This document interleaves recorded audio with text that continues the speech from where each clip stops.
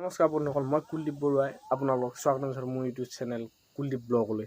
আপোনালোকক আজি মই এটা বিশেষ ভিডিঅ' দেখাম, যিটো ভিডিঅ' অসমৰ পৰা প্ৰায় নাইকিয়া হৈ গৈছে।